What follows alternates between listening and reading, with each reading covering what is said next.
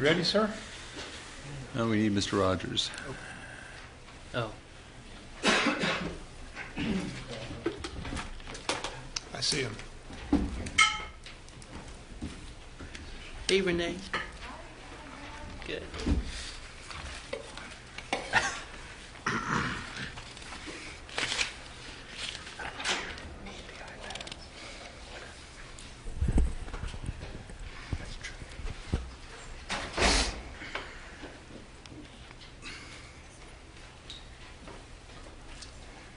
Okay. So it is 6:30, and we're all assembled. We need to come out of our closed session. Do you have that certification, Mr. Pinkston? Yes, sir.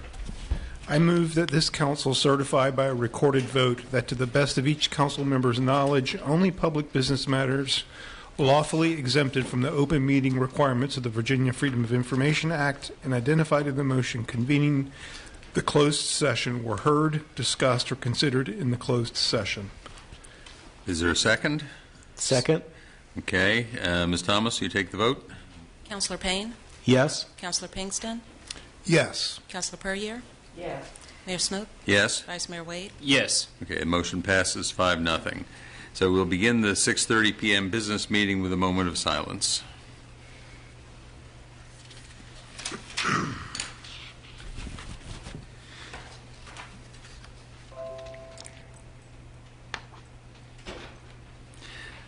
Thank you. Councilors, are there any announcements?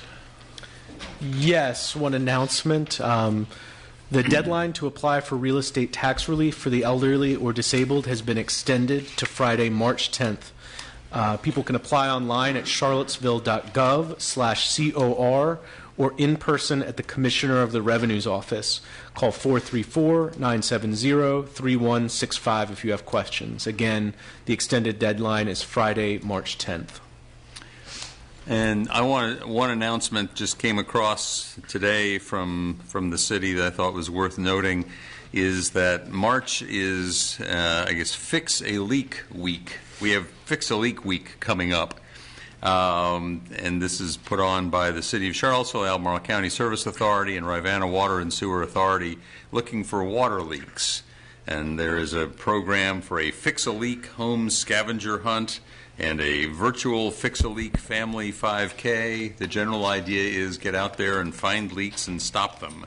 For more information about the events and the home scavenger hunt worksheet and so on, go to www.charlottesville.gov/fix-a-leak with no spaces. Fix a leak. Yeah. So I have another announcement to make that we got from Alexander, My Help List contest for 2023, and it's open to students kindergarten through the 12th grade.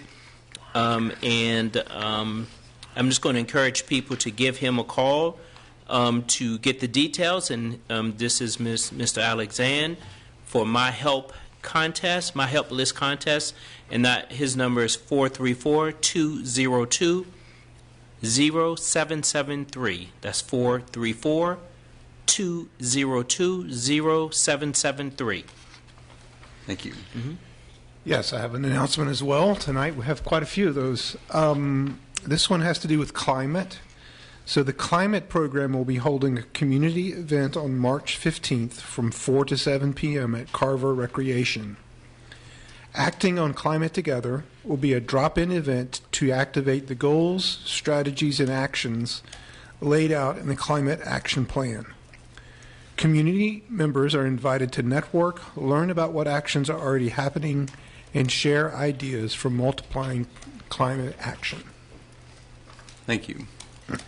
Any other announcements? We have some proclamations. Mr. Payne, you want to lead us off? Sure. I have a proclamation for the 2023 Virginia Festival of the Book, March 23rd to March 26th. Whereas the City of Charlottesville believes that literacy is critical to active and engaged citizenship and is committed to promoting reading, writing, and storytelling for all, both within and outside its borders. Whereas reading stimulates the creative and intellectual growth of individuals while also building community through shared experiences, discourse, and understanding. Whereas the 2023 Virginia Festival of the Book, with events presented locally and live streamed, draws attendees and attention to Charlottesville from around the globe while providing all programs free of charge to attendees and offering greater accessibility through closed captions, recap videos, and transcripts. Whereas Virginia Humanities, the Virginia Center for the Book, the University of Virginia, local businesses and schools, and cultural and civic organizations collaborate with the Virginia Festival of the Book to connect with one another through reading, foster empathy for the stories of others, and promote literacy for all. Now, therefore, I, J. Lloyd Snook III, Mayor of the City of Charlottesville, Virginia, do hereby proclaim Thursday, March 23rd through Sunday, March 26, 2023 as the 29th Annual Virginia Festival of the Book and encourage community members to participate fully in the wide range of available programs and activities. Signed and sealed the 6th day of March 2023. I don't know, is Williams here to accept the proclamation?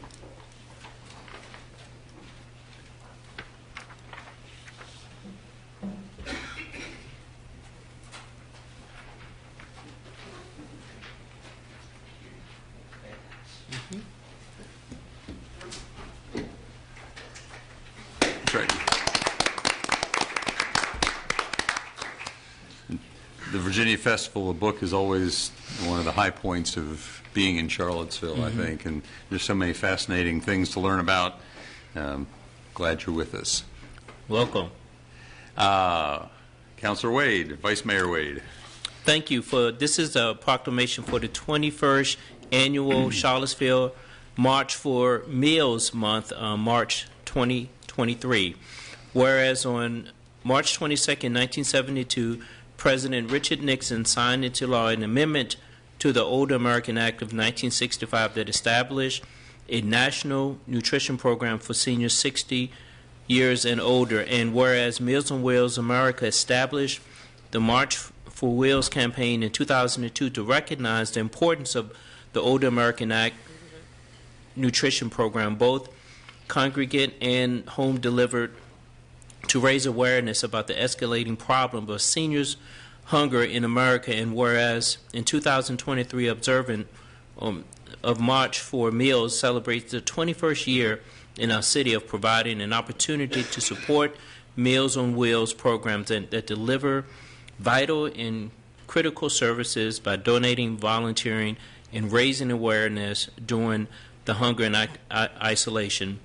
And whereas Meals on Wheels program has served the Charlottesville Albemarle community admirably for 45 years, serving 325 homebound citizens and delivering 70,620 home meal delivered meals in 2022. And whereas volunteers for Meals on Wheels Charlottesville Albemarle are the backbone of the program and are not only deliver nutrition meals to seniors and individuals with disabilities who are at significant risk of hunger, but also caring concern and attention to their welfare. And whereas Meals on Wheels Albemarle Charlottesville provide nutritious meals to homebound citizens throughout the city and the county that help them maintain their health and independence, preventing unnecessary falls, hospitalization, and or premature institutionalization. And whereas Meals on Wheels of Charlottesville Albemarle provide a powerful opportunity for social connection for the homebound neighbors to help combat the negative health effects and economic consequences of loneliness and isolation. And whereas Meals on Wheels of Charlottesville Albemarle deserve recognition for the heroic contributions and essential services that they have and provided amid the COVID-19 pandemic, and will continue to provide to local communities in our state, in our nation, and long after it is over. Now, therefore, be the City of Charlottesville City Council hereby proclaims March 23 as the 21st Annual Meals for March in Charlottesville, and urge every citizen to take this month to honor our Meals on Wheels program, the seniors they serve, and the volunteers who take care of them. Our recognition of this involvement in the National 2023 Meals on Wheels can enrich our entire community and help combat senior hunger and isolation in America. Signed and sealed this 6th day of March 2023 by Honorable Mayor Snook. And I want to add that I'll be volunteering with them later this month, packing some meals and packages. I'm really looking forward to that. I just know many longtime volunteers with this program, and they're really passionate about it. And as this proclamation said, that is just not providing the meals, but they do a check-in on them, see how they're doing, see if everything's in place, and if not, they're able to reach out to other community services. So it's so much more than a meal. And being in education with kids for a long time, we know that it's hard to do anything if you're hungry, if you're thinking about where that next meal comes from, and this program provides that vital link. And I see that we have someone on the screen here. Ms. Goldstein? Yes, hi. Yes. Thank you so much for reading that. I realized it was extremely long, much longer than the Festival of the Book. So I really appreciate it, and I look forward to seeing you. And I just wanted to say thank you so much for supporting Meals on Wheels. We work hard with the food bank to make sure we can get food to everybody who's homebound. So I really appreciate the recognition. I'll bring it when I see you later this month. Perfect. Thank you. Okay. And it occurs to me that I was supposed to have said Ms. Williams from the Center of the Book will be present to say a few words. Did you want to say anything? Tickets are selling out. All right. That's a good That's sign. a great sign. That's a good sign. Thank you. Multiple sclerosis. Yes, Mr. Mayor. City of Charlottesville Proclamation, Multiple Sclerosis Education and Awareness Month, March 2023. Whereas multiple sclerosis, known as MS, is a chronic, often disabling disease of the central nervous system that affects approximately 400,000 people in the United States. It typically strikes young adults in the prime of their life, in their 20s to 40s. And whereas March is the Multiple Sclerosis Education and Awareness Month, it is important for better education and awareness of multiple sclerosis so that its victims can lead more productive and satisfying lives. And whereas MS is a disease that not only affects the person with the condition, but also greatly impacts family, friends, and the community. And whereas symptoms of MS can range from mild to severe, including numbness in the limbs, muscle spasms, stiffness, weakness, difficulty moving, depression, pain, paralysis, loss of vision, and one of the most common causes of disability in younger adults. And whereas the exact cause of MS is still unknown and there is no known cure, treatments focus on helping patients manage their symptoms, control flare-ups, and slow the progression of the disease. And whereas every hour of every day someone is newly diagnosed with MS, and it is 2 to 3 times more common in women than men, and whereas the Multiple Sclerosis Alliance of Virginia, a 100% volunteer-led organization, provides programs and services for anyone in Virginia whose life has been affected by MS. Now, therefore, the Charlottesville City Council hereby recognizes the month of March as Multiple Sclerosis Education and Awareness Month, signed and sealed this, the 6th day of March 2023, J. Lloyd Snook III, Mayor. And is Ms. Collier here?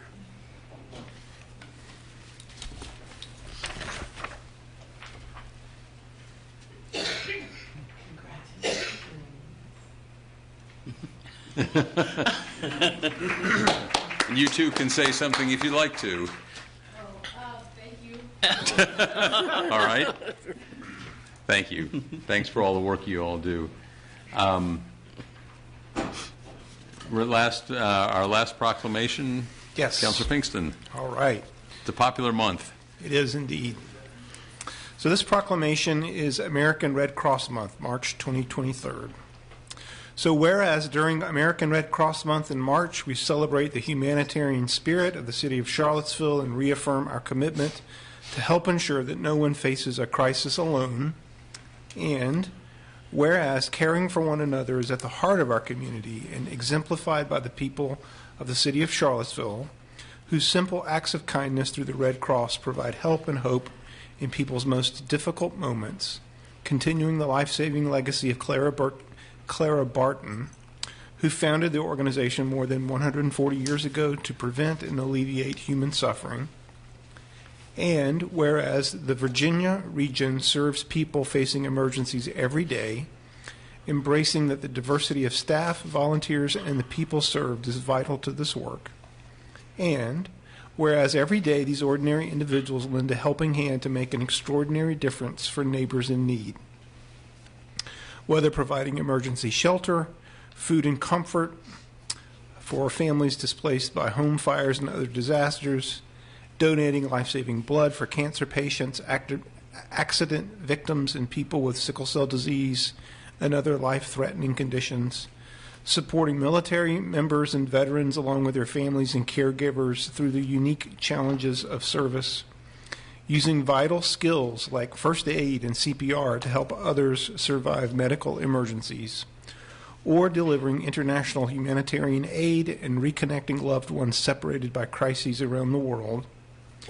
And whereas powered by 250 dedicated volunteers and generous donors over the past 6 months, the Central Virginia chapter has helped 70 households affected by 54 disasters, including storms, floods, and home fires, collected more than 9,200 units of life-saving blood from volunteer donors, trained 4,740 people in first aid, CPR, and AED, water safety, babysitting, and other life-saving skills, and provided 346 critical community services to members of the military, veterans, and their families.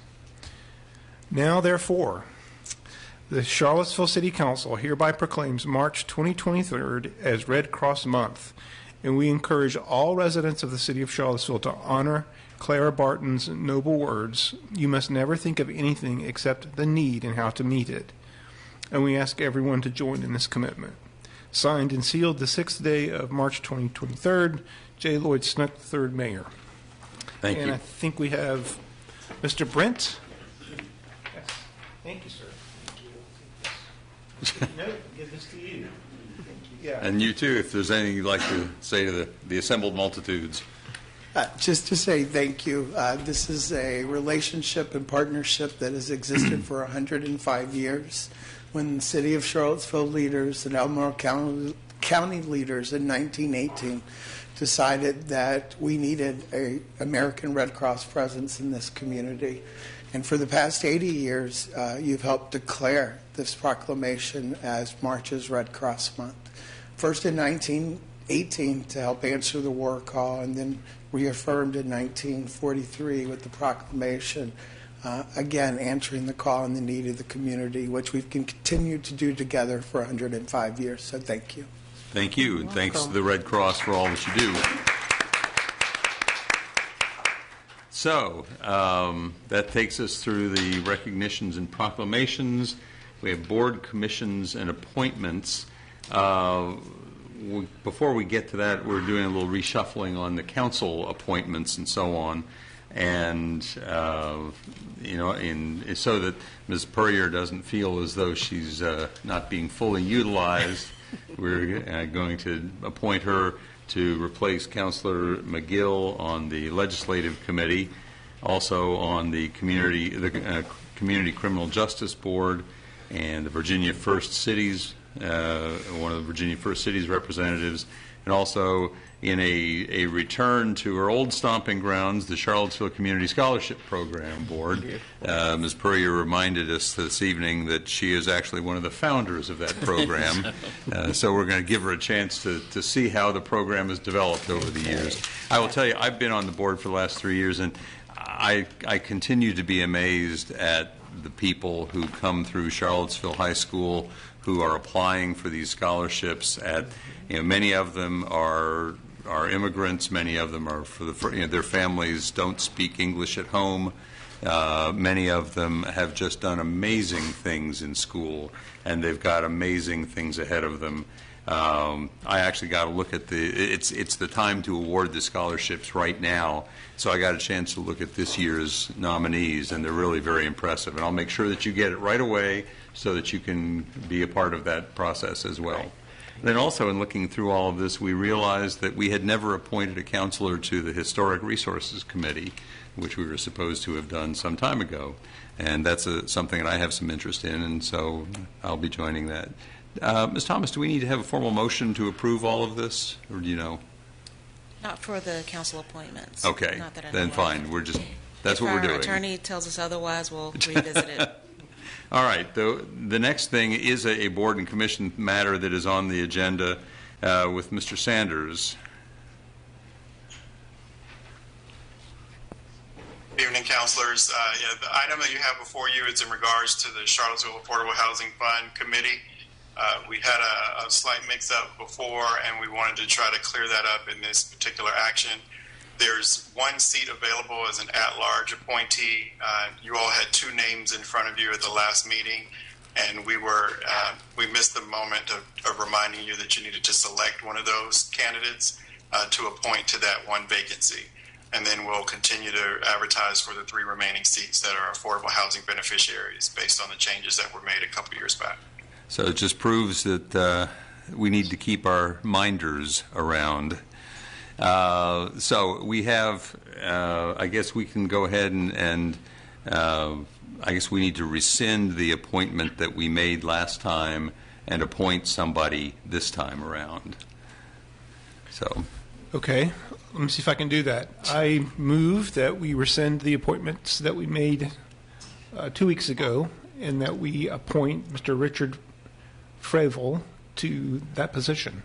Okay, is there a second? Second. Any discussion? Ms. Thomas, will you take the vote, please? Councilor Payne? Yes? Councilor Pinkston? Yes. Councilor Puryear? Yes. Mayor Snook? Yes. Vice Mayor Wade? Yes. Okay, motion passes 5-0. And I want to thank the other applicants, as obviously we were impressed enough with their credentials that we appointed them even though we weren't supposed to. So that's our problem. Okay, next is the consent agenda. And Ms. Thomas, would you please read the consent agenda?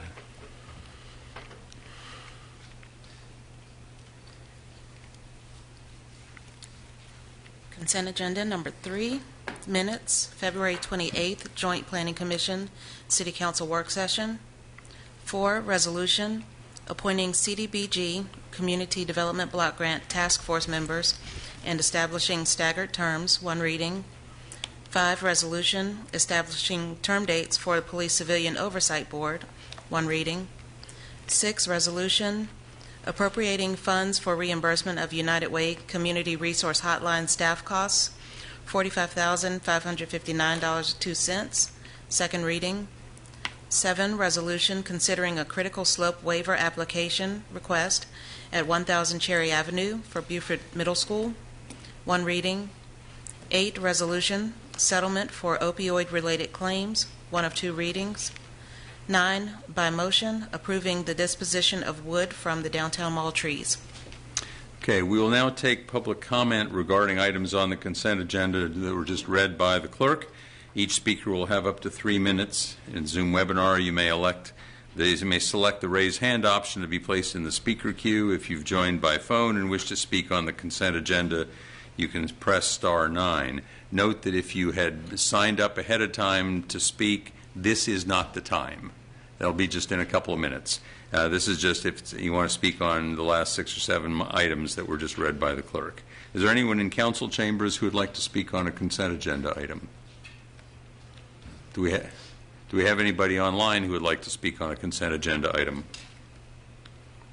Mayor Snook, there are no raised hands. All right. Is there a motion then to adopt the consent agenda? I move to adopt the consent agenda. Is there a second? Second? Any further questions or comments from council? Ms. Thomas, you take the vote, please. Councilor Payne? Yes? Councilor Pinkston? Yes. Councilor Puryear? Yes. Mayor Snook? Yes. Vice Mayor Wade? Yes. Okay, motion passes 5-0 to adopt the consent agenda. The city manager report. Mr. Rogers, is there a report from the city manager's office? Yes, sir. There are a couple of items. Councilors, several of you have asked about the compensation study being conducted by Gallagher and Associates.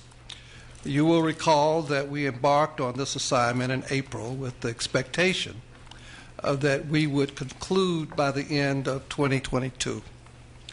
I did announce at one meeting a projected date of February 15th as the delivery for the study. However, that did not happen.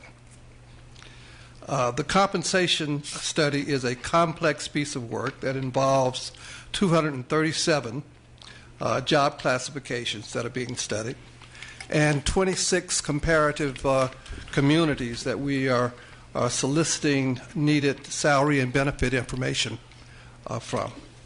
The simple fact is it's going to take a little longer, and we will report back to you at a future meeting our progress on concluding this. The Human Resources Department and Gallagher are working tirelessly to conclude this study because we know that our employees are waiting on it, you are waiting on it, I'm waiting on it, but we'll get there. I appreciate your patience. Council, I want to acknowledge as well that there have been several incidents of gun violence in our community over the last month that resulted in injury and death. Chief Kachas and the men and women of the Charlottesville Police Department are working tirelessly to address the recent spike in gun violence and to bring justice to those who have been affected. They have begun to implement a robust strategy to build community partnerships and to deploy resources where they are needed the most. Chief Kachas has assigned a sergeant as a community involvement coordinator who has begun looking at programs designed to involve the community in addressing these complex issues and to build trust. The coordinator is currently putting together a gun buyback program as well as reviewing other programs that have seen success in other jurisdictions.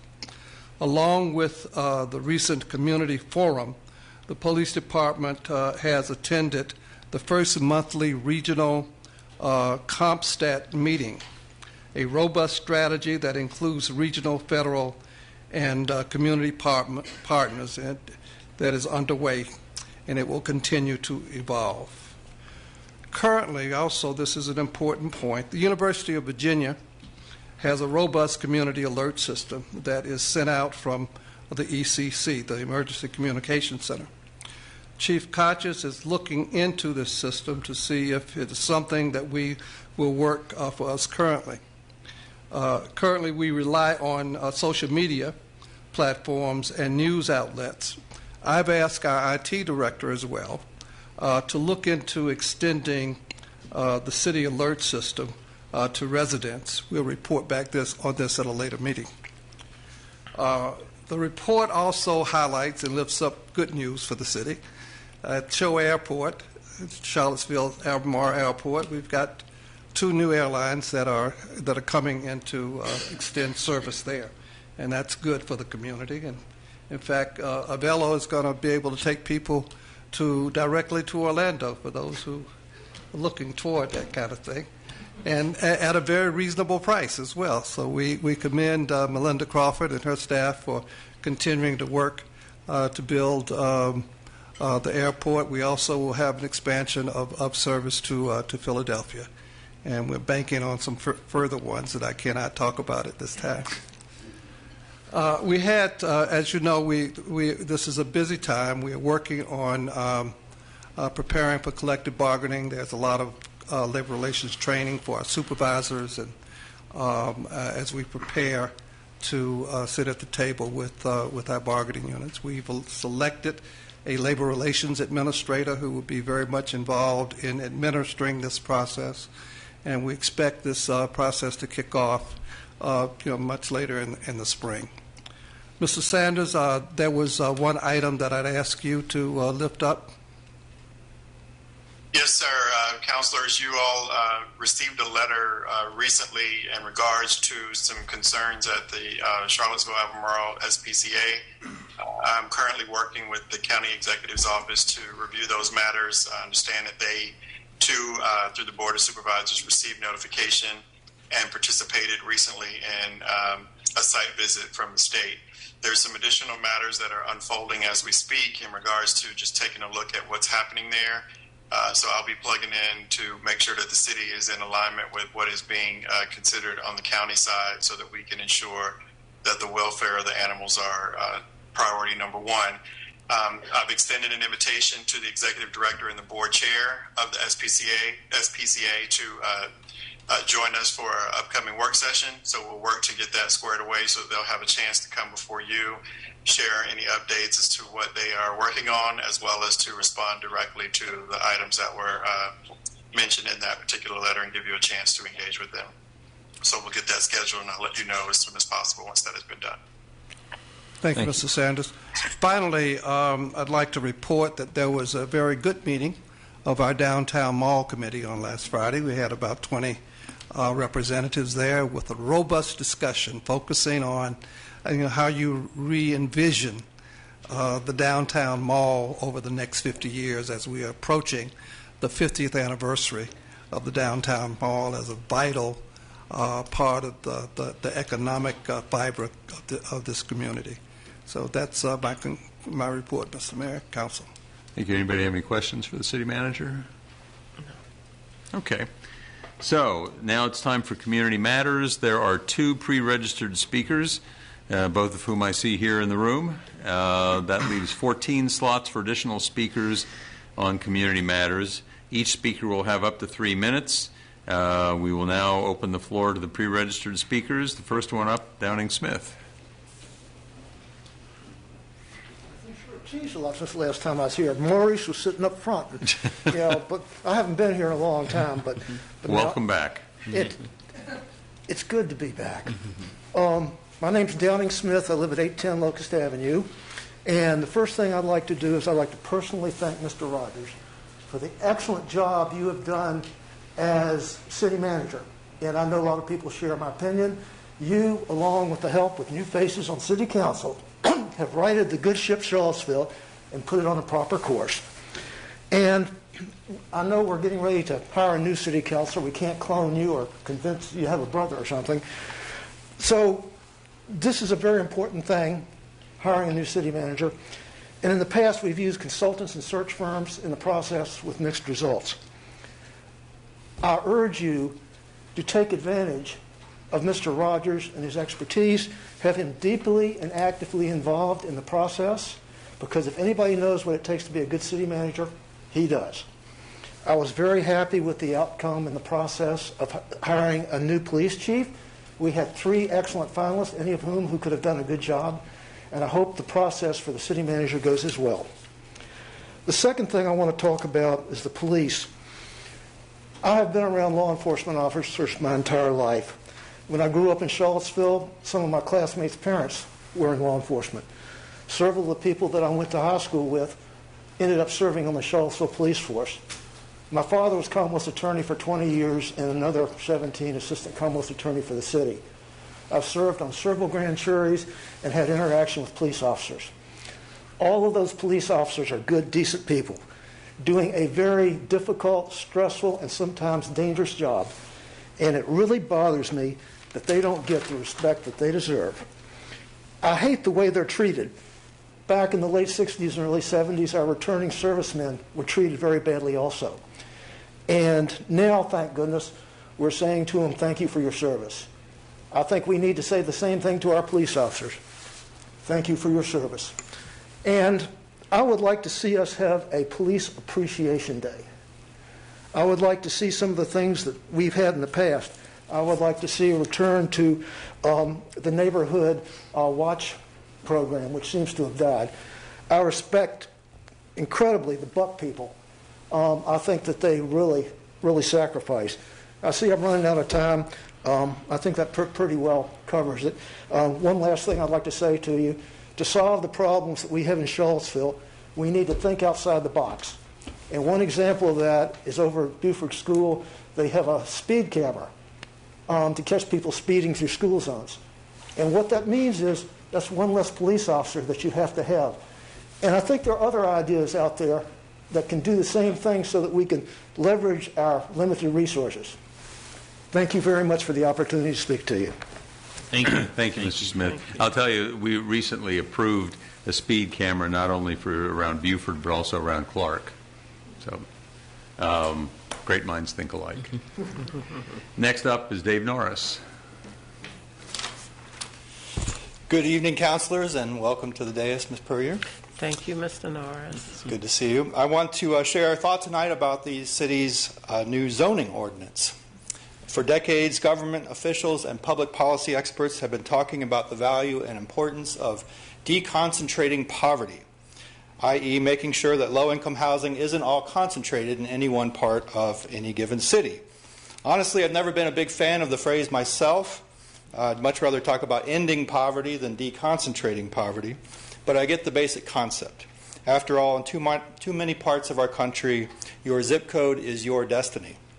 Perhaps you'll recall the Opportunity Atlas published in 2018 by researchers from Harvard University and Brown University, which showed that even within a small city like Charlottesville, there are significant differences in economic opportunity based on where you grow up. Their data showed, for example, that low-income children in West Haven are projected to earn only $19,000 per year as adults. South of West Haven, in the areas around Lee, Grove, Ridge, and Avon Streets, that number is between $20,000 and $22,000.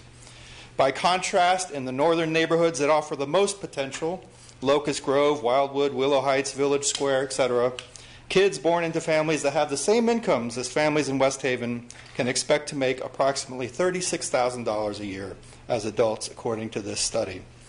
You live just a few miles away, and you have a whole different future in front of you. But for too many families in Charlottesville, moving just a few miles away is an impossibility. Exclusionary single-family zoning keeps housing supply down in certain parts of the city and keeps housing costs out of reach to lower-income and working-class residents. The inevitable result is a city marked by stark levels of economic and racial segregation. Healthy neighborhoods, by contrast, feature a diverse mix of residents, a diverse mix of housing types, and a diverse mix of uses. With this new zoning ordinance, this council has a once-in-a-generation chance to move us away from the segregationist housing patterns of the past and the present and move us toward the creation of healthier neighborhoods for all of our residents. I urge you to make the most of this once-in-a-generation chance. Please resist the temptation to water down the density goals in Module 1 of the draft ordinance. And as you do so, please insist on strong affordability provisions that will ensure that this new density doesn't just serve the needs of investors and real estate speculators, but actually makes more of our city livable for more of our residents. That would be a legacy you can be proud of. Thank you. Thank you, Mr. Norris. Okay. So we're supposed to be alternating back and forth between virtual attendees and people here. Is there anybody online who would like to speak to us?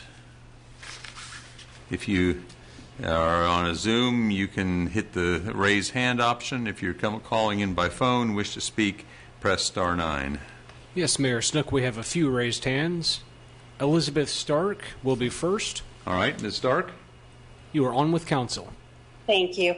Hi, councilors. Good evening. I sent you an email earlier today. I know it's probably a busy day for you, so you might not have had a chance to read it.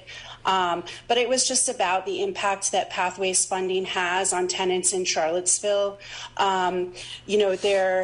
Without that funding, I'm not sure what anti-eviction volunteers like me are going to do in terms of rooting tenants to any kind of rent relief that they can get. Without robust rent relief in the form of Pathways, I truly do believe that people will be made homeless. We've had many families who were very worried about being evicted because they had children and they were worried what would happen if they lost their housing and they might be separated from their children. So I hope you'll take a look at that email, and if you want to talk more about some of the details in it, I would be happy to speak with any of you about it. I also wanted to speak today about the upcoming zoning rewrite. I am just a regular person and it's a little complicated for me. But, I do want to say that I think Density is an important part of this, and I think that specifically we know that Charlottesville has neighborhoods that have been historically exclusionary, and sometimes very pointedly so, where they exclude, for instance, black folks from moving into that neighborhood in the past. And those neighborhoods have really benefited from the current zoning, and I really hope that you will try to improve density, especially in those neighborhoods, so that some of the lower wealth neighborhoods in Charlottesville aren't gentrified and don't have all this density forced upon them. Another really important part of this is height. I know some homeowners are afraid of height, but height is how we get density. And most importantly, you know, when I'm talking about what I see as an anti-eviction volunteer, you know, people being evicted, people paying upwards of $1,700 a month for an apartment that has black mold or a sink that doesn't work. You know, it's affordability. It's all comes down to affordability, both with tenants not being able to move to a better location and with people not being able to afford housing in Charlottesville. So I really hope you'll make sure that this new zoning rewrite centers deep affordability of 50% AMI or lower. Those are the folks that are really being pushed out of this community, and they need a leg up, and we need to right historic wrongs. Thank you so much. Thank you, Ms. Stark. Next, is there anybody else in the room here who would like to speak who has not already spoken? Okay, so I guess we're just dealing with online people. Who's next online? Yes, Mayor Snook, we have Emily Smith. All right, Ms. Smith. You are on with council. Good evening. My name is Emily Smith, and I am a housing attorney with the Legal Aid Justice Center, and am speaking tonight on behalf of the Charlottesville Low-Income Housing Coalition regarding the new zoning rewrite. Over half of the city's residents now pay over half of their income towards rent, according to the Thomas Jefferson Planning District Commission. The affordable housing shortage has worsened, and residents continue to be displaced from majority black neighborhoods at accelerated rates. Zoning is a critical part of the solution, and the proposed zoning in Module 1 will not do enough to address the community's needs. We are losing affordable housing due to market forces and the increasing population of upper income people moving to the area. Additionally, the zoning plan needs to fulfill the comprehensive plan, but it is weaker because it restricts height in residential areas, which is one of the main ways to provide new housing and make additional units possible. So we have the following recommendations. One is more density in historically exclusionary neighborhoods to address race equity, expand housing opportunity, and improve school integration and outcomes. Lack of density in exclusionary neighborhoods will mean even more displacement in historically black neighborhoods. 2, we need more height in residential districts for multi-unit buildings, and the increased height should be linked to more affordability. And then lastly, we need more affordability, including providing tax abatements for affordable units and encouraging partnerships with voucher providers to address the greatest need, which is under 50% of the area median income, as shown by the city's housing needs assessment. Additionally, requiring the second unit per lot be built as affordable housing has broad support and will most strongly encourage affordable housing development. City officials and consultants have been asked to analyze the proposal of requiring the second unit to be affordable, and we ask that they respond before the end of the month. Thank you. Thank you, Ms. Smith. Next online. We have Laura Goldblatt. Okay. Laura, you are on with council. Hi, good evening. Thank you so much, and thank you for taking my comment. So we've heard a lot of data from Mr. Norris and Ms. Smith tonight, and I just wanted to speak about the human impact of the new zoning mechanisms. I live at 108 Druid Avenue in Belmont, 1008 Druid Avenue in Belmont, and I love density, and I'm here to say, yes, in my neighborhood, I love the fact that I live in a diverse neighborhood that is diverse racially because it is diverse economically. I love the fact that my son is able to toddle across the street and play with children who are a different race from him and who speak different languages from him, and he can try new food. I think that the true worth of this city is in its diversity of people, and I think that any zoning mechanism that seeks to preserve and expand that diversity is worth fighting for, and it's something that we have to prioritize.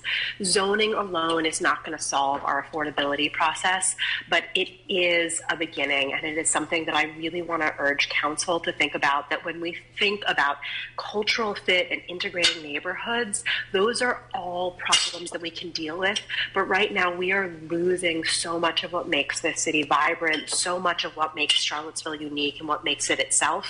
And I just want to say that I want to send my son to the most diverse public schools possible. I want him to know as many different kinds of people as possible. And I think we have an opportunity right now to begin something that's really meaningful. And I think that means that we need the most robust zoning mechanisms that will allow us to have the deepest affordability, because we are not alone in the affordability crisis. We have many other partners in this, and we can seek out those partnerships. So I would like to second all of the CLIC recommendations, the Charlottesville Low Income Housing Coalition recommendations on zoning. And I just want to say again, yes, in my neighborhood, I want more density, I want more affordability, like build the heights so we can have more parks and more trees. But I think it's really important to this city, and I just want to urge you to think about the human impact of what these zoning mechanisms can mean, especially for people who are living on the edge. Thank you so much. Thank you, Ms. Goldblatt. Next. Mayor Snook, I see no additional hands at this time.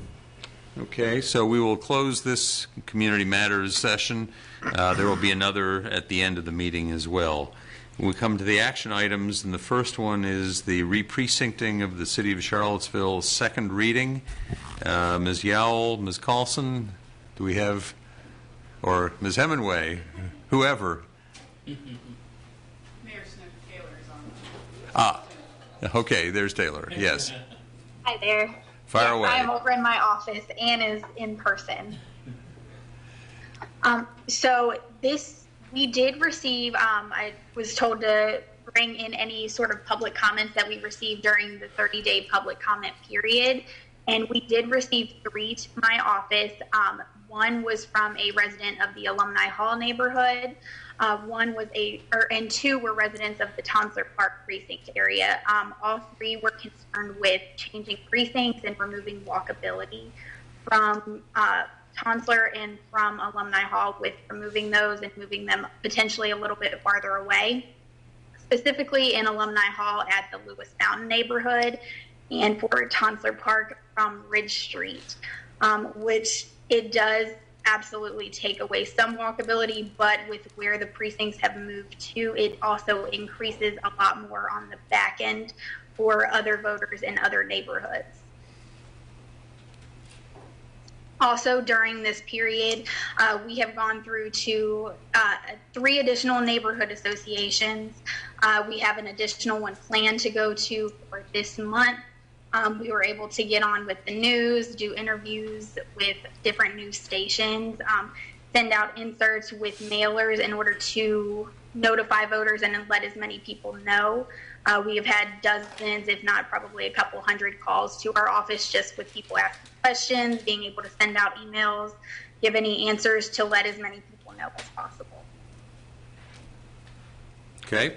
And did any of the comments cause you or the folks on the electoral board pause, wanting to make any changes to what the proposal you've already put forward? I can speak on behalf of myself, and if you have anything additional, feel free to chime in. So all of the comments that were received were ones that we had already thought of and already talked through, and yes, removing a little bit of walkability where they are, but the number that it increases in other areas, with especially, for example, Tonsler, it being in such a close distance and proximity to Buford, I think the reward is worth taking away a tiny bit of the walkability of where they are now. Okay.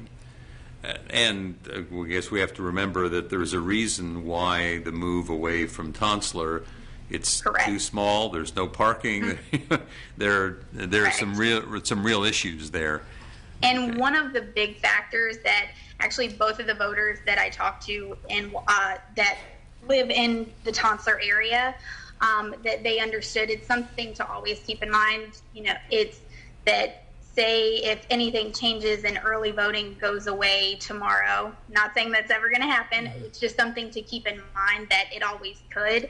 Tonsler cannot accommodate 4,200 people on election day any longer with the size of the building, the size of the parking lot, and it's just something to keep in mind for the future in case of any changes. Right. Okay. Thank you. Any other comments from Ms. Hemingway? Yeah.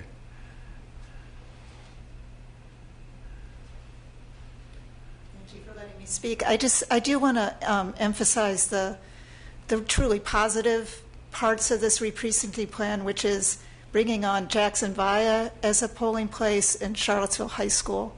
Both of these are schools that we work closely with anyways. The school system has been extremely generous in working with us, and both of these new precincting places are wonderful. Jackson Via is very accessible to a large neighborhood around it.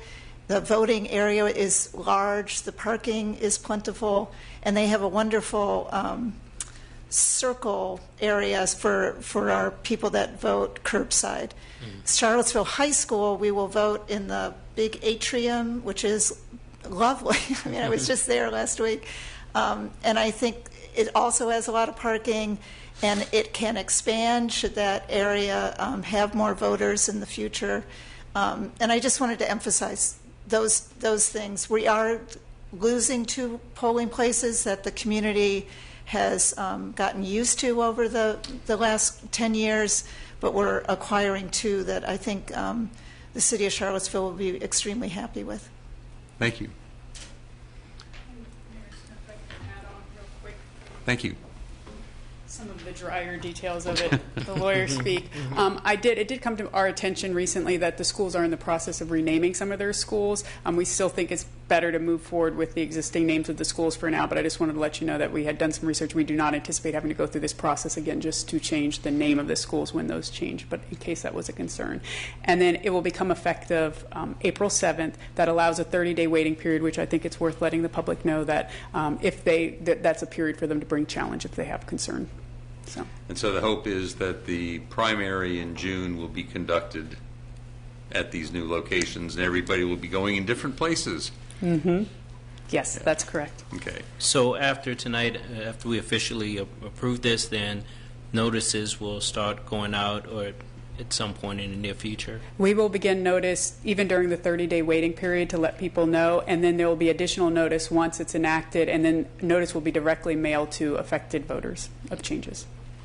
And Ms. Coulson, when the name changes occur, you will do another mass mailing to registered voters, or how do you intend to communicate that information? So I looked up an Attorney General's opinion. Granted, it's dated, it's from 1971, but it was a very strong, on-point opinion that a name change does not require additional notice, direct mail notice, because the location has not changed. So I would dive into that a little more, but I think we could do it just via a regular 2-hearing ordinance change. Since the location place is staying the same, it's just the name. That was the Attorney General's opinion. Okay. It's only one polling place that would have its name changed. Oh, yeah, I think it might. Yeah, I think only one right now. So. Okay. I wanted to keep y'all in the loop, though. Is it 2? I believe it was 2. Wasn't it Clark and Venable, I believe, were the 2? Because some of them are not that's changing right, precincts, Clark, but yes. they're already existing precincts, so when the name changes, we'll have to reflect. right. And Albemarle's running into the same issue as well, so it's just something we'll deal with as we... Because you're going to have new people moving into the city. Yeah. And so if I've formerly voted at Precinct X and now it has a new name, I may refer to it as X, but someone moving into the municipality would need to know. So I'm just wondering how that's going to roll out. And I'm happy to reach out and discuss that, because I know Albemarle's having the same thing with new people who are Journey, voting at Journey, but it's called the Jack Jewett Precinct. So it can cause some confusion, and I think we'll work around that. Thank I you. know It's some noted. people who still refer to the Tonsler precinct as Firehouse. Thank you. Thank you. Okay, council, do we have a motion? Second discussion? I'm sorry. Anything? Can someone just remind me where we are in the process? So we had the first reading like 2 months ago. Okay. And now we need the second reading to officially adopt it. Okay. And then it goes through further processes outside of our attention. Okay. That is correct. This is Okay. the last one that you guys have to vote on. Now it will be handed off for all the legal Okay. requirements for notice. And I have another copy of the timeline if you want it, although I think it was perhaps less helpful than I imagined when I was creating it. So, if you want a copy of that, you can have it. No, I appreciate it. All I have to do tonight is vote on this, and then it. Yes, and it goes into effect April 7th. Fantastic. All right. Thank you. Okay. So, Mr. Mayor, I would move the approval of re-precincting the city of Charlottesville, the second reading we've had tonight. I would move for approval of that. Second. Okay. Any discussion? Ms. Thomas? Counselor Payne? Yes. Counselor Pinkston? Yes. Counselor Puryear? Yes. Mayor Snook? Yes. Vice Mayor Wade? Yes. Yeah, it passes 5-0. Congratulations. Thank you all for your hard work. Yeah. Thank you. Next, resolution appropriating funding from the Virginia Land Conservation Fund for Moores Creek. Oh, that was moved. Okay, never mind. We'll take that. Move to the March 20th meeting. If you're looking to talk about the Virginia Land Conservation Fund and Moores Creek Parkland acquisition, come back in 2 weeks. Presentation of the Charlottesville City Schools budget. Dr. Gurley, Mr. Bryant.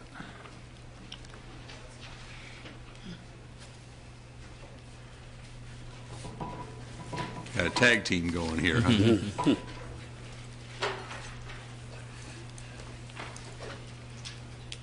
Who's leading off? Mr. Bryant. Okay, good evening, Mayor Snook, members of council, and Mr. Rogers. Thanks for your time and support. Tonight, we will bring the school's request for funding before you. Before we begin, I'd like to express appreciation from the board and the school staff for the smooth and collegial process between the city and the schools throughout this budget development season. Next slide. I'll quickly describe the agenda that Dr. Gurley and I will follow this evening. We'll be articulating our priorities, some updates, and accomplishments from the schools, and then delve into the changes that are reflected in this proposed budget. Next slide. To kick off this budget season, we invited our community, students, staff, families, community leaders, or members, to help us set priorities through a brief survey. 3 themes emerged. The first 2 focus on meeting the needs of our staff and students as we emerge from the pandemic. These priorities are building up foundational skills and supporting social, emotional, and mental health. In light of the growing national teacher and staffing shortages, the third priority is meeting or exceeding standards for competitive staff compensation and benefits. Now I'll step back and let Dr. Gurley continue. Thank you. Next slide. So, Seville Schools has strong roots. We have tight-knit communities with our neighborhood schools. We have a focus on evidence-based literacy and our math curriculums. We have strong foundations in the arts, engineering. We start engineering at Walker Upper Elementary and Buford. And since the pandemic, we have invested a lot of support in our mental health for our students and staff. Next slide. As it relates to outcomes and branching out, our on-time graduation rate is 93%. It's for our black students, it's 90%. We have 28% of our students who are taking at least one AP exam. 75% of our students are scoring a 3 or higher, which is a passing score for the advanced placement exam. 28 college-level courses are offered at our schools. We have a wide array of career and technical education courses, which range from financing to our urban farming programs. We do have state champions at our schools, and then we do have an award-winning theater, orchestra, band, and fine arts and engineering program. Next slide. With regards to our budget, we have placed a huge emphasis on our students who require English language learner services. And if you see here in this chart, back on June the 11th, 2022, we had 548 students. This was the conclusion of our 21-22 school year. We had 548 students who required English as a second language services. When we did take another snapshot on September the 30th, and that's when we do our enrollment calculation, we were up to 613 students. And then when we started to put this presentation together for budget purposes, we were again ticking on up to 646 students. So we gained almost 100 students from June the 11th until we did the final snapshot for budget purposes on January the 17th. And so what this means is that we are continuing to grow, and the need to support our English language learners are great.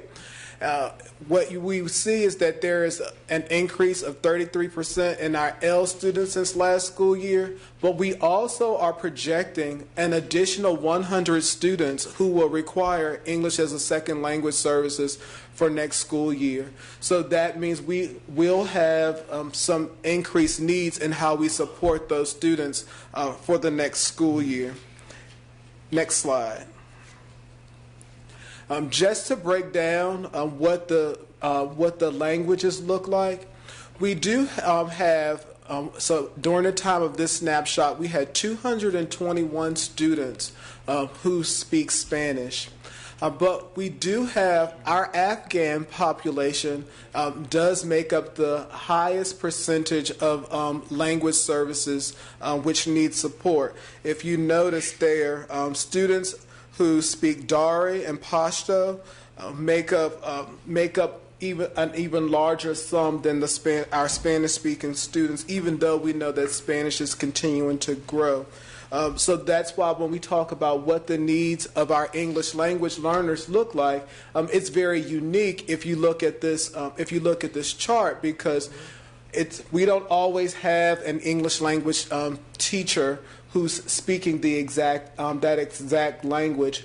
So it does mean that we do have to increase our supports for interpreting services and being able to translate documents, etc. Next slide. So I'm going to give you some updates from the proposed FY24 budget. Next slide. So if you all remember, we did this illustration of the thermometer back for the 22 fiscal school year, and our temperature was running hot back then because we were dependent on those non-reoccurring funds, those ESSER funds. And so over the course of our budget processes, we've focused and worked very intentionally as a team to get off of those non-reoccurring funds and cool what we call the thermometer. If you notice our projection for the 24 fiscal year, we are projecting, we do have a little bit of red left there, but that's not a dependency. We have a little mercury left in that thermometer. We do, but we are anticipating, with your support, being able to get off of those non-reoccurring funds and still keep the main thing, and that's centering our work on student learning and instruction. Next slide. So in summary, our proposed budget for FY24 is $107,128,647, and that is a budget change of $212,416. And I'm going to turn it back over to Mr. Bryant. Again, I want Next slide. Next slide, please. Again, I want to say thanks for the city's continued partnership with us. This slide covers 4 hallmarks of our work together, and I particularly want to focus on the first 2 bullets. This year has been marked by collaboration. Our 2 governing bodies and our 2 staffs have worked closely together to minimize surprises, not only for the budget, but in other areas of our work. When we work collaboratively, we can best understand and address our challenges, such as the ongoing school bus driver shortage. We appreciate the city's efforts to hire drivers and the ongoing efforts to make our sidewalks and intersections safer for walkers. We know that we still need more drivers and that frustrations remain. And please know that we want to support the Pupil Transportation Department in any way we can.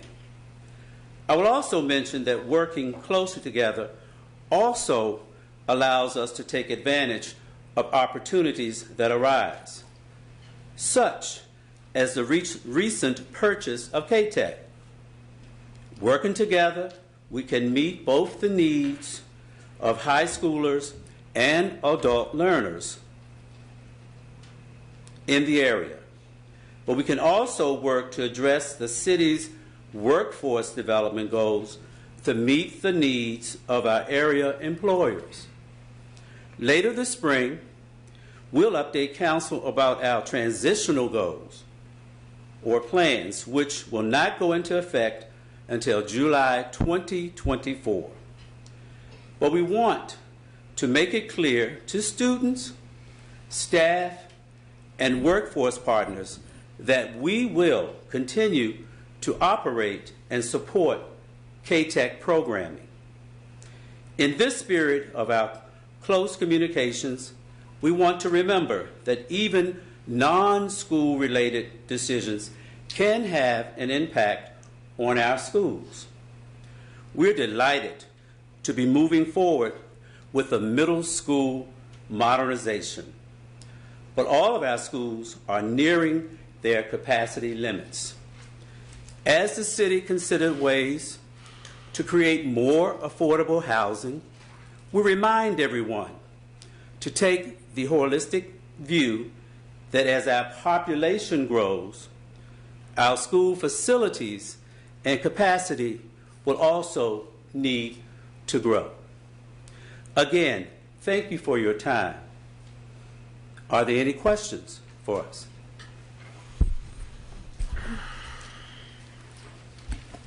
I have one question. What's the current expectation, if any, about how things are going to shake out from the state with the $200 million mistake that the governor's folks made? And there's some talk about that getting restored. What's the current thinking? It's the harm. So right now, I know there are a couple of scenarios. Ms. Hoover is here, so there is still the whole harmless model out there. If you want to speak. The legislature is still in discussion on how they're going to handle the FY23 air. For Charlottesville City Schools, it was about $192,000. So we feel like we can work that through our expenditures and our revenues. For FY24, we are waiting for how that budget is going to turn out, the conference budget, to determine whether they're going to reduce us for that error, because that's the lookout for the House budget, or will the Senate's budget, which is much more favorable, and adding that back to us. Okay. So I take it that this budget that you're going to be working on and what you're asking us to fund, what's the assumption about that? The 192, is that included or not? This budget that you have in front of you for FY24 was built on the governor's proposed budget. Okay. And so the impact of the error was about $300 and some odd thousand. So that's the reason that we're waiting for the conference budget to come through to determine on how we'll handle it going forward in this budget. So if there is some change, it'll be a good change, not a bad change. We're optimistic that it's going to be a positive change. Okay. Yes, sir. Okay. Thank you. A narrow question, but I know with collective bargaining formally being approved, which I was glad to see, are you anticipating this budget cycle the need for any costs, just in terms of startup costs for like a labor relations administrator or that kind of thing? No, right now, I think we are still in the development phase, working very closely with the Teacher Association. So we do not anticipate any significant impact to this current budget. Okay, thank you. Thank you. You may have said this in the slide, but I didn't write it down. What's the current enrollment now of all the system? This budget was based on 4,200. Thank you. So next year, will we not get to see the famous red thermometer slide? Where's Kim? I mean, is this the last? Is this the last showing of that? No, we do not delight in backward steps. We do not delight in backward steps. No more thermometer. Okay. One of the things when I was at the meeting that we had at KTEC, and wasn't shown tonight, but I think is worth people in the city really appreciating, the number of students that are, I guess the term is ESL, is roughly 1 in 5, 20%. Am I remembering that correctly? The slide that we were shown at that meeting, it's a remarkable number. Am I correct in that? So the slide the chart that I showed you with the currently there are 646 students. So that is the 646 of our 4,200. Okay, yes, I must sir. be remembering that 15 slide. to 16%. Yeah, okay, I must be remembering that slide. We just condensed it down just a little bit, but this But slide, still, 15% of our students. Yes, sir. That's really remarkable, and I think it speaks to the kind of welcoming community that we are. We aspire to be, and also speaks to some of the special needs of the budget that you all have to put together. So, and we did not say, but that is 42 different languages. Yeah. We put the top languages, but it is 42 languages spoken in Charlottesville City Schools. Yeah, and then the last, I appreciate you bringing up KTEC. I was on the KTEC Foundation board for just a little while, and I'm glad to hear what you're saying in terms of maintaining continuity of service there. I do think there's going to be some large questions that have to be answered in terms of, how do we, as a region, really think about workforce development. I know there's lots of people talking about that between PVCC and the county and and KTEC. I just hope we can come up, I like the word holistic. I hope we can come up with something regionally where we're really using that asset and it's not just kind of stranded, which seems like it has been to some degree. So, Dr. Gurley and Mr. Bryant, thank you this evening for your presentation. I believe that it will be holistic. I believe that Dr. Gurley and his staff and everyone in the Charlottesville City School Division believes in moving forward. You also believe in children first. And this City Council understands that we must make this city whole for everyone.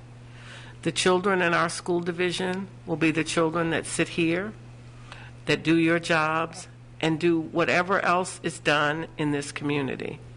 And under your leadership and the school board and everyone in CCS, that will happen. We are doing cradle to college and workforce.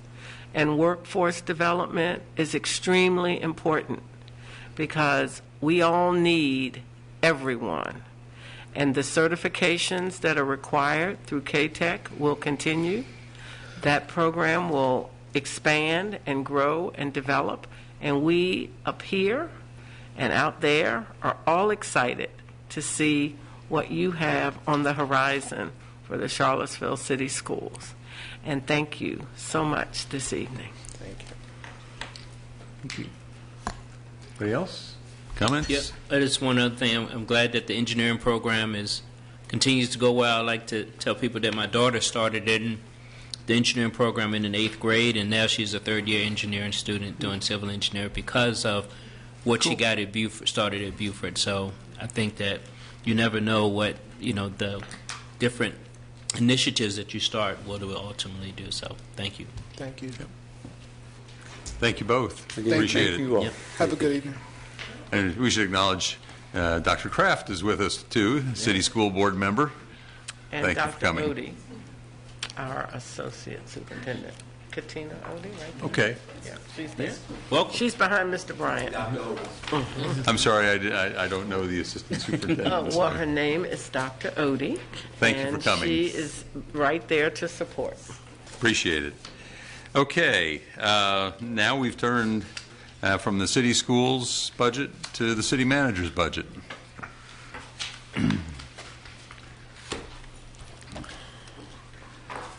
Which, for the benefit of any reporters who are going to come up to us later and ask us, we got this as when we sat down tonight, so we don't know what's in it yet. We're about to learn. We're about to learn. Mr. Mayor and Council, as required by charter, I'm very pleased to stand before you as city manager and present the FY24 proposed budget, the city manager's budget, for your consideration. We are submitting to you tonight a balanced budget as required by charter of $226,239,155, which represents a 6.27% increase over the FY23 budget. Before I go further, I'd like to have Ms. Hamill come on and talk with you about the budget tools that we have available online. We presented you a budget in brief. There's a story behind it, which I'll tell you later. But this is a good summary, and I commend the budget staff for putting this together of the budget and all of the things to consider. But also, the budget staff has worked, Ms. Hamill and our staff have worked really hard to make the budget available online so that you and residents in the city could go to our website and find out anything they want to find out about the city budget and how it spends its money. You're going to do a demonstration? Yes, sir. Thank you. So this year, as Mr. Rogers mentioned, this is our first year with an online budget book, and I am going to share my screen to do a demo for you.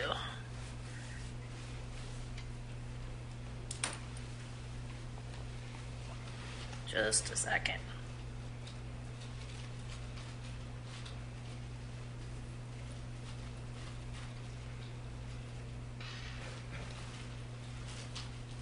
There we go. Okay, so this is the budget web page on the city's website. And as you'll see, here is our new, the budget, FY24 budget development section of our web page. And here is the cover for the new budget. If you click there, you will immediately go to our new online budget book. This takes you to the home page, which brings you to a table of contents, which has all of the sections to the budget book linked to it. So you can click from here and go to any section of the budget book, peruse through the sections, read whatever's on the screen, and when you get to the bottom, sorry, of course I picked the longest screen, but when you click to the bottom, you can go right back to that screen and go back to what you're looking for. So across the top here, there are a couple of menu choices. I'm going to click on Summary, which this is a summary. I'm excited about this table. This is a little bit different than one we've shown in the past. So of course we have the summaries for the general fund, which you'll find here.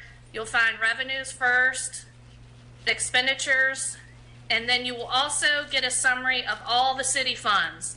So total revenues, and then also total expenses by the fund. That often we get that question and we have to go back and do this calculation. And so now you can see that the total city budget is about $359,000. We spend a lot of time talking about the general fund, but when we consider everything, it's about a $359 million budget. Mm-hmm. So moving on across the top here,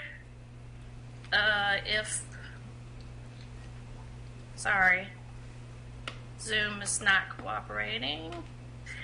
If you click on operating, there you go. This is the operating budget. This is where you'll actually find all the departments. So you can go and click on any department. All those pages are very similar. So I'll just pick on Parks and Rec for a second. You'll find for every department, you'll find an overview of that department.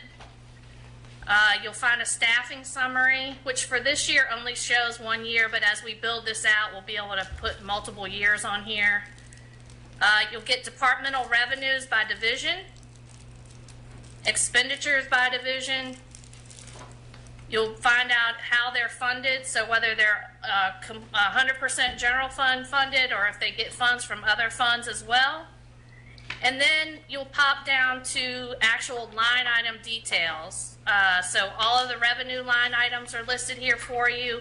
You have multiple years of actuals, 20, 21, 22. You have the current year's adopted budget and the proposed budget, and you can compare those with the dollar change and the percent change. Additionally, moving on down, same thing for expenditures. And then performance measures.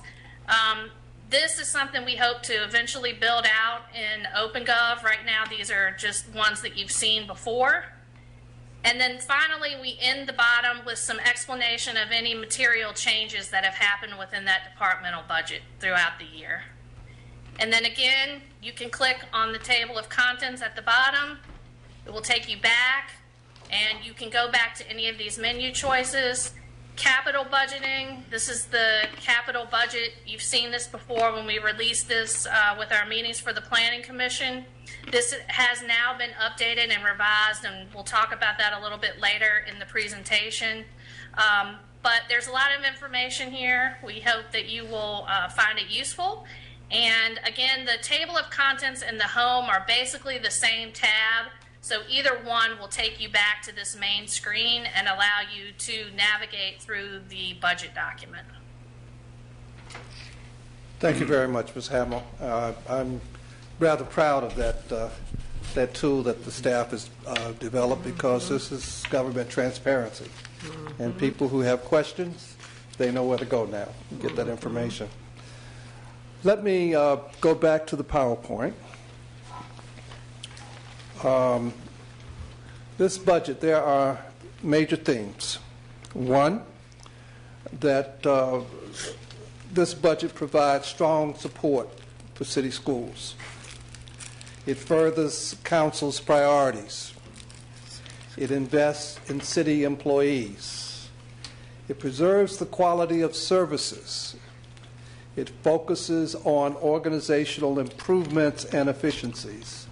And it maintains all current tax levels.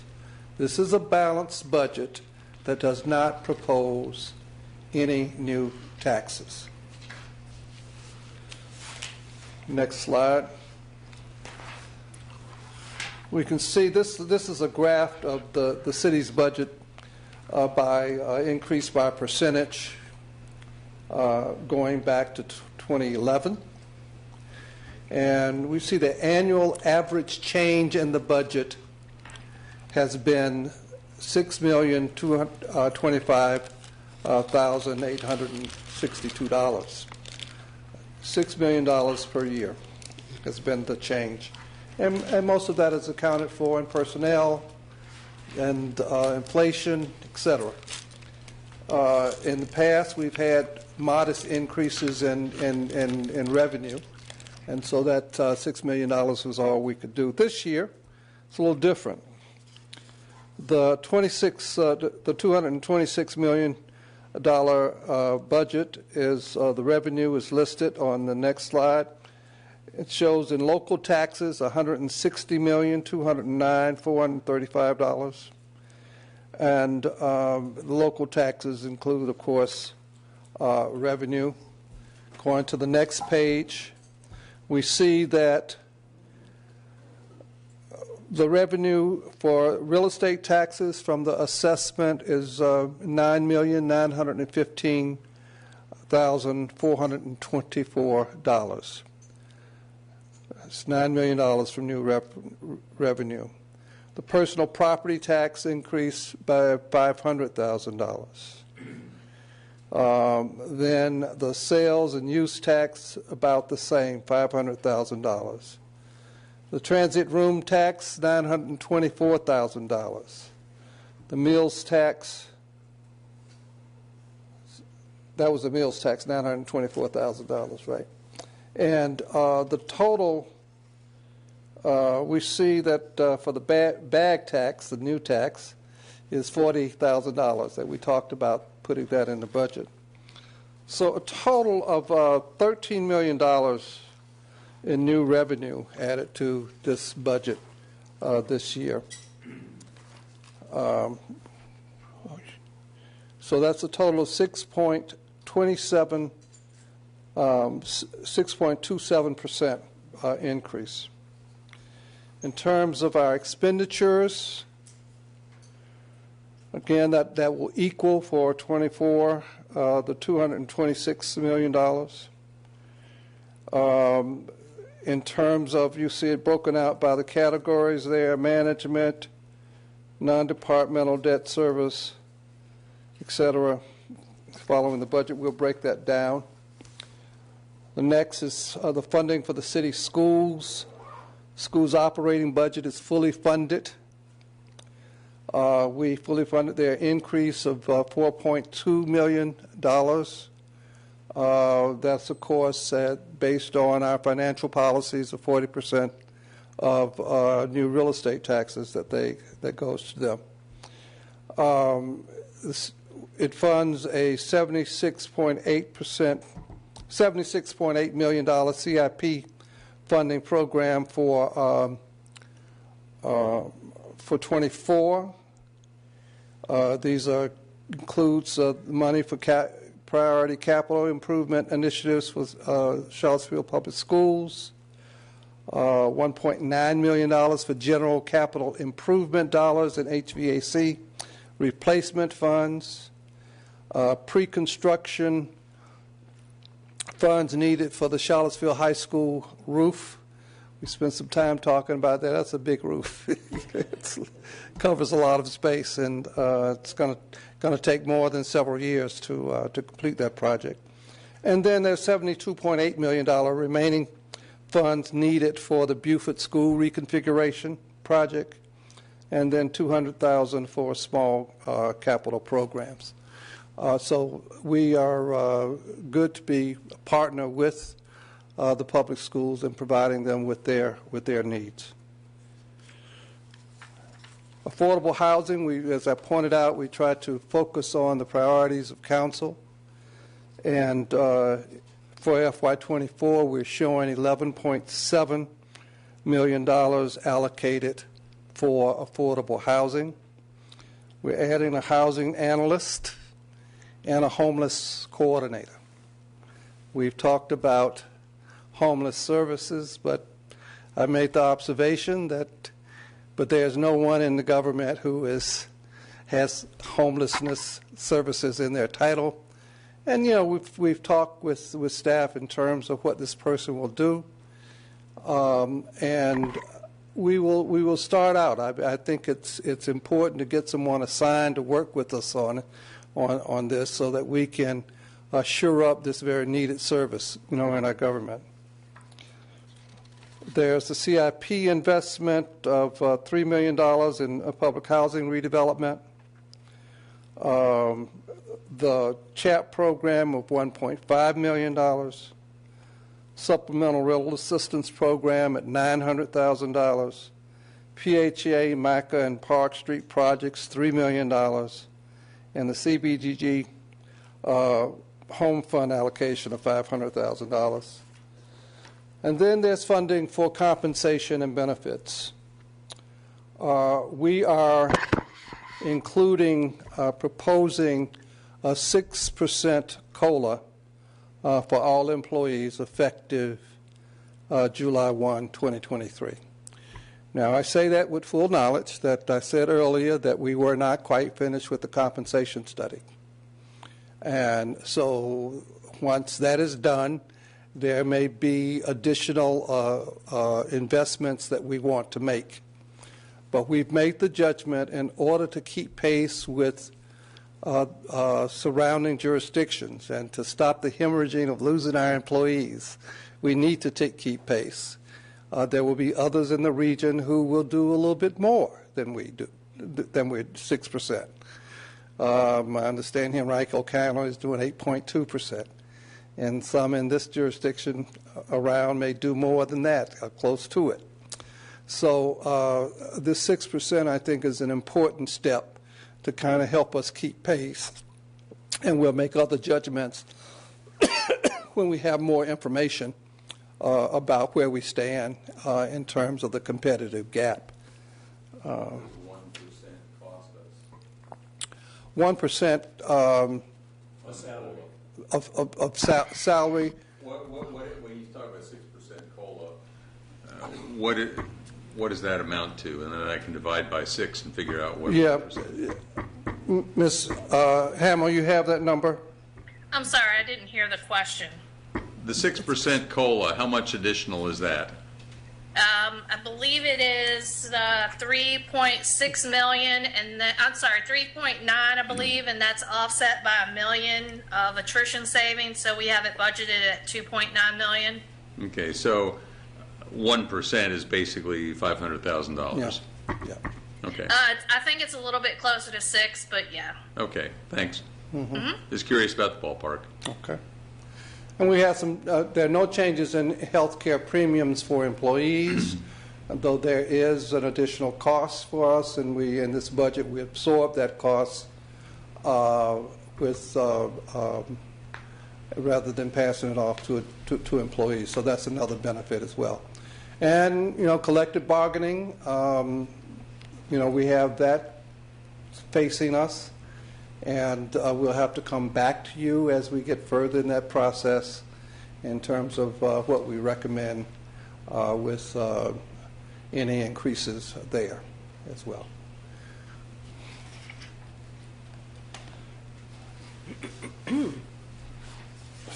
For funding for safety and security, we're adding 6 additional firefighters and EMTs to maintain adequate staffing and service delivery.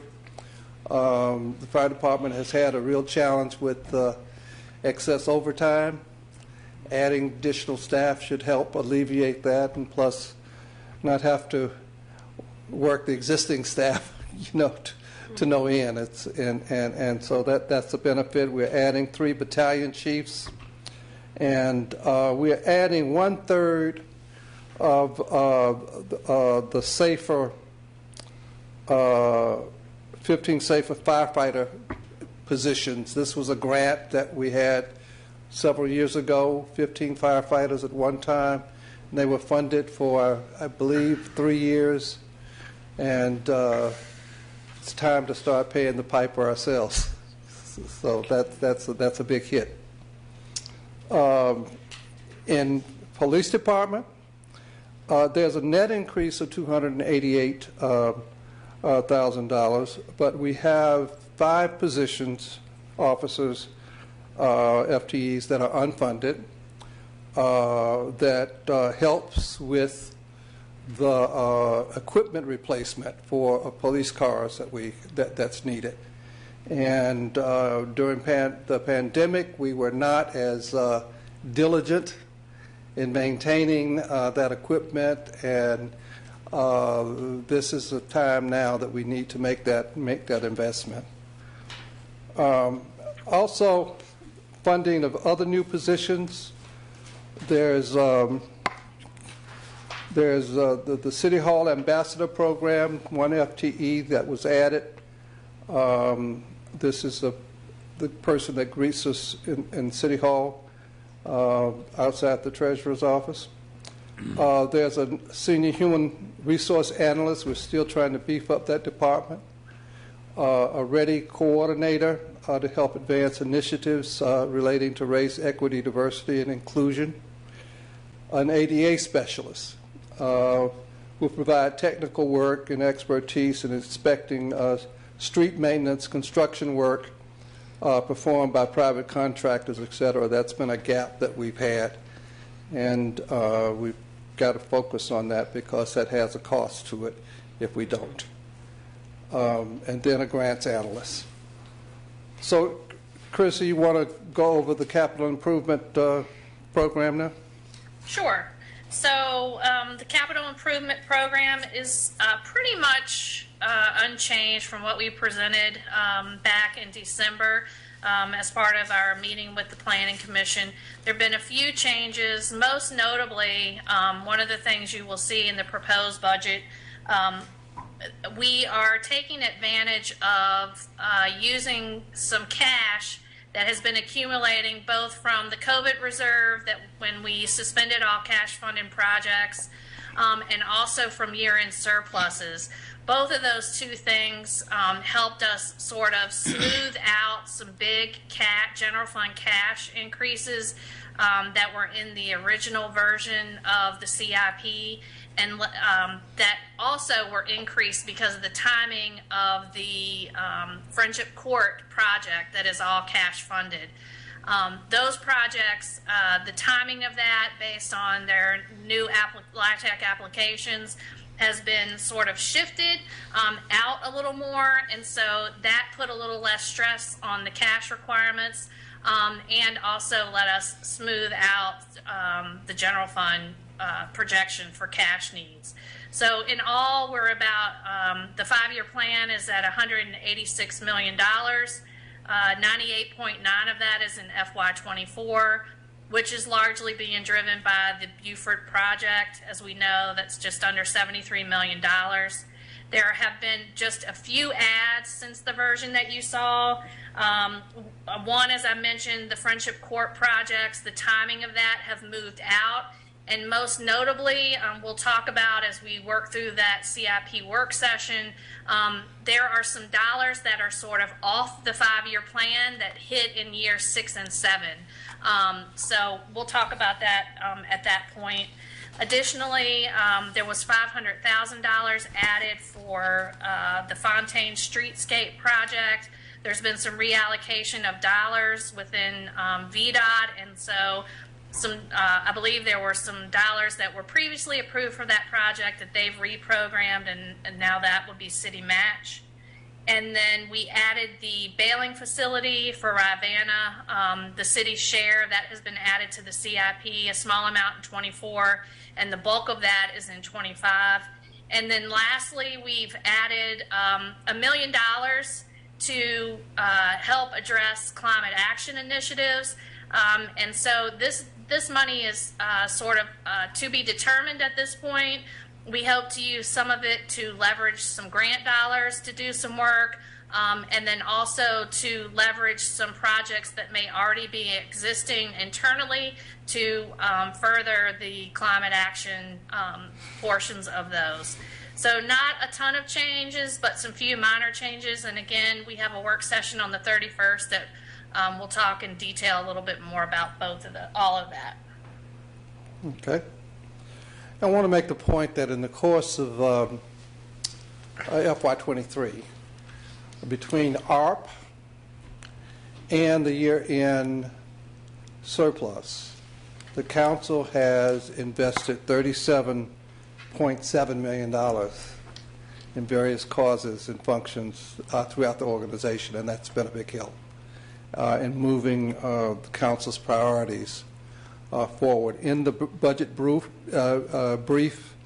we list on the second page, about halfway down, where those investments have been made, and that's a big help in strengthening this organization, accomplishing the priorities of council for the community, and doing so, as we said, without no increase in taxes in FY24.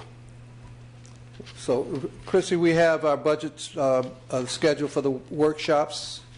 We do. If I can interrupt you 1 second, I think somehow we skipped over 2 priorities. I don't know if you want to address those real quickly. One was the climate action slide. The $1 million we talked about, but also we are adding 2 FTEs for that work. One is a climate action specialist and one is the environmental sustainability outreach coordinator. And then the only other piece is the funding for outside and nonprofit agencies. There's about $18.4 million allocated for FY24. 13.6 of that is what we've called governmental or contractual obligations. That includes things like the jail, the ECC, the library, SPCA, Region 10, etc. And then Vibrant Community Fund, a couple changes for that this year. If you recall, last year we funded Vibrant Community Fund's $2.5 million in the general fund. This year, 575 of that was parsed out of Vibrant Community and transferred to CIP to be part of the CAF process. And then we increased the pot for everybody else by 200,000. So that got us to 2.2 million for Vibrant Communities. And then one other notable change is Pathways. That was previously funded at about just under $85,000 as part of Vibrant Community. But because of the needs and the funding that we've been doing with one-time federal dollars at a pace of about 1.5 million a year, we realize that is not sustainable. But there is $500,000 plugged into this budget, which represents a $415,000 increase. So, as I believe it was our finance director coined it, it's an increase that's really a decrease. But that's where we are on both of those. Yep. And we have a budget workshop on Thursday. Yes, sir. Yeah, there we go. Yep. So those are our work sessions. So we lot of work sessions. Right, taking a lot of your time. Yeah. But we'll dig into this for any deeper questions that you have. And we're having the large agencies come and present their budget.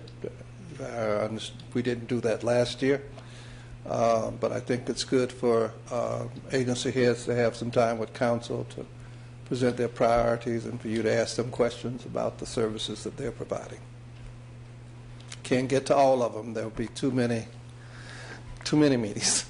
But for the large agencies that constitute probably nearly 50% of the budget, we're having them present. Any questions? Yeah, that's excellent. Lots of good work obviously went into that, and I look forward to. So, are we still going to get the big, thick packet when this is all said and done, or is it? I knew you were going to ask that. I kept, Chrissy, what did I tell you? I mean, this is good. I like this, and we'll work that out. Okay. Okay. Now, the online is fine. I just have to be trained. This is fine. You're saving trees. Yeah. Right. Yeah. Now, this is great, and what you've got online looks fantastic as well. Printed on bamboo. So I just wanted to note, Mr. Rogers, that we have been in discussion about different initiatives that that we're talking about to include into the budget to address some of the concern with the uptick in gun violence, like additional funding for Parks and Rec and programs potentially that we don't know specifics now, but hopefully over the next several months or a year we can have programs once we have conversations with the community to determine what those activities should look like, not just for the youth, but for the young adults as well. Right. We agree.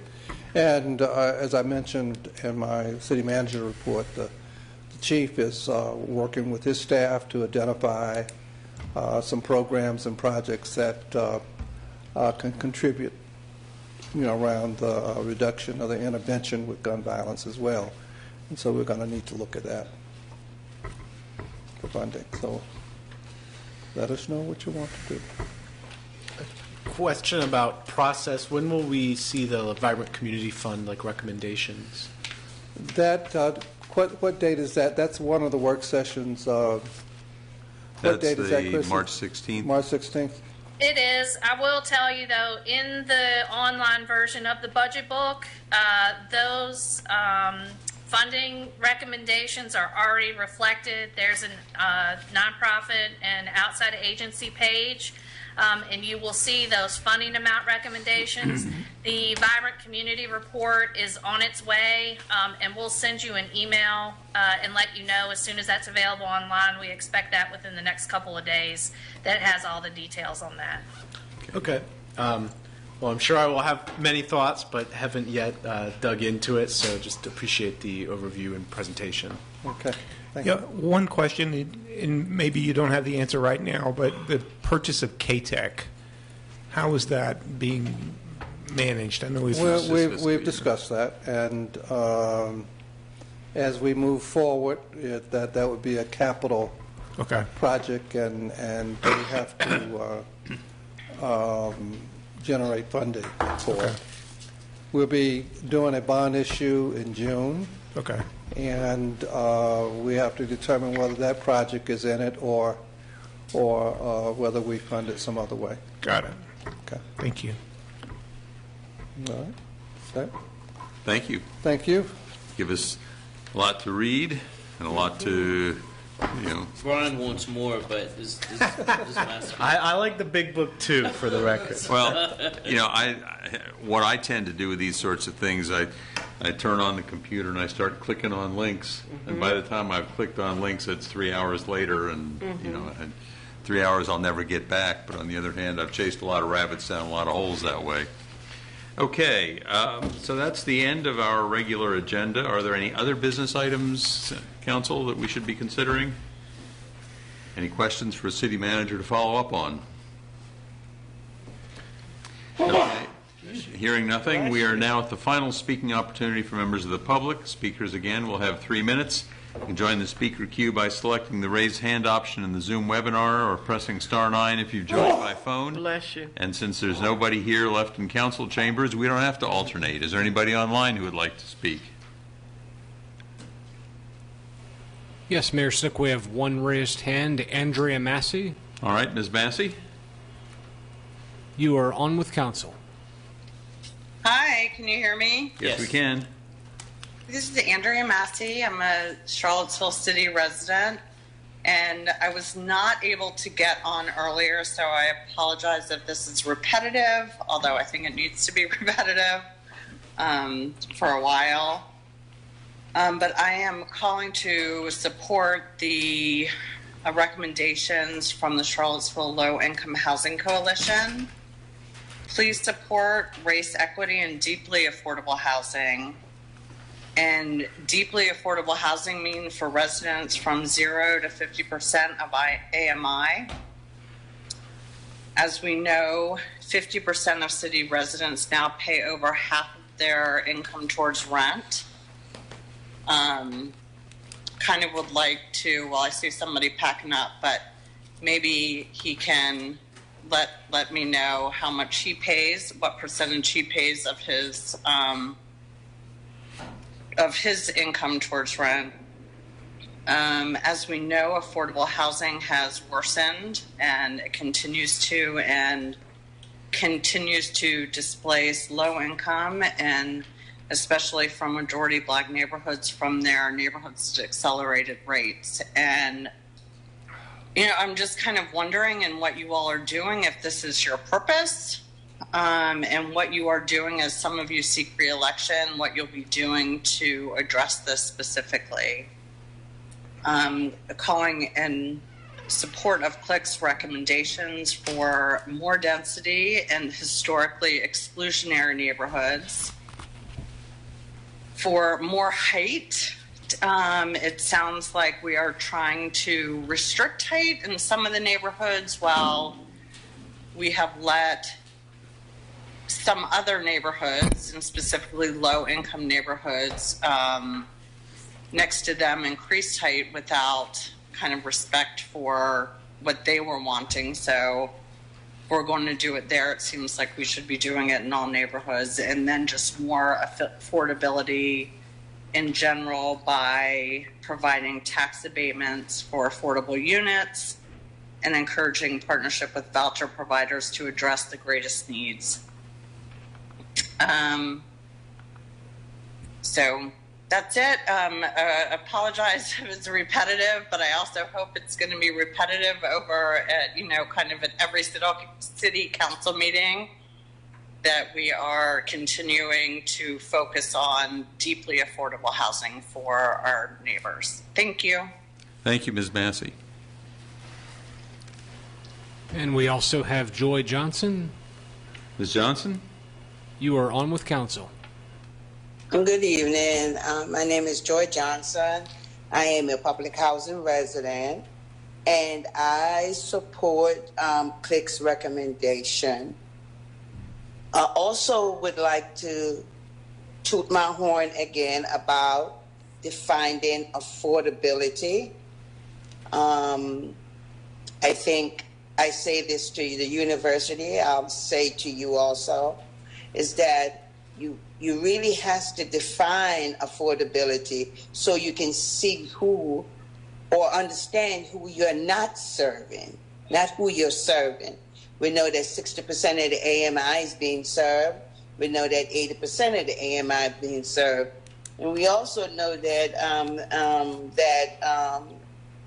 Mr. Saunders is really trying to also help with 60%, 50%. But there is the 30% and below is also suffering. Most of the rental units now are asking you for 3 times the amount of what you make a month, which is just unbelievable. The cost of what a 1-bedroom is costing these days, most of our residents can't afford that. Again, I will just basically say, please make this your priority. Ms. Poirier, I don't know where you stand on affordable housing, so we will be talking. I know where you stand on the school issue, but I don't know where you stand on affordable housing. Again, I know that Juan is trying to understand and work with us, and so I want to say thank you, Juan, and thank you, Michael. But I don't know if I can say that for the others, because I don't understand why we can't define affordability, and I don't understand why there is such a I don't know. I don't know what the word is, but I will think of it the next time I talk. I'm just a little disappointed. For years, I've been fighting for affordability. For years, I've been fighting for, rehabbing and redeveloping public housing. We're doing some of that now, but CRHA can't do it by itself. Have a good night. Good night, Ms. Johnson. Mayor Snook, I see no additional hands. All right, so we'll close community matters, and there being nothing further to be done, we're adjourned. Thank you all very much. Thank you.